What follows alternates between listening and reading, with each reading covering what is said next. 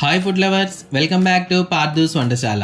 ఇవాళ మన వంటశాలలో సాంబార్ ఎలా తయారు చేసుకోవాలో ఈ వీడియోలో తెలుసుకుందాం.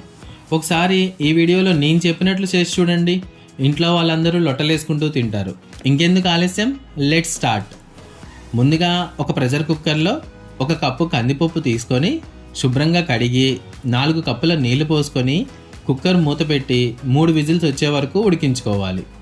తర్వాత అడుగు మందంగా ఉన్న ఒక గిన్నె తీసుకొని దానిలో 4 టేబుల్ స్పూన్ల ఆయిల్ వేసి ఆయిల్ బాగా వేడయ్యాక 1 టేబుల్ స్పూన్ ఆవాలు, జీలకర్ర, సన్నగా చీల్చిన 5 పచ్చిమిరపకాయలు, 2 ఎండుమిరపకాయల ముక్కలు, 2 రెబ్బల కరివేపాకు, కచ్చాపచ్చిగా దంచిన 7 వెల్లుల్లి రెబ్బలు వేసుకొని ఒక 2 నిమిషాల పాటు బాగా వేయించుకోవాలి.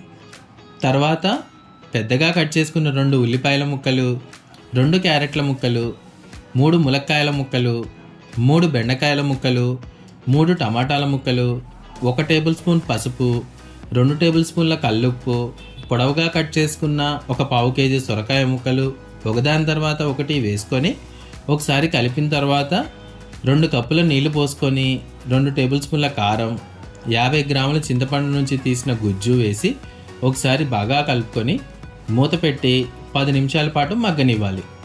10 నిమిషాలు మగ్గిన తర్వాత మూత తీసి ముందుగా ఉడికించి పక్కన పెట్టుకున్న పప్పును వేసి మరో 6 కప్పుల నీళ్లు పోసి 1 టేబుల్ స్పూన్ సాంబార్ పొడి వేసుకొని 5 నిమిషాల పాటు బాగా మరిగించుకోవాలి.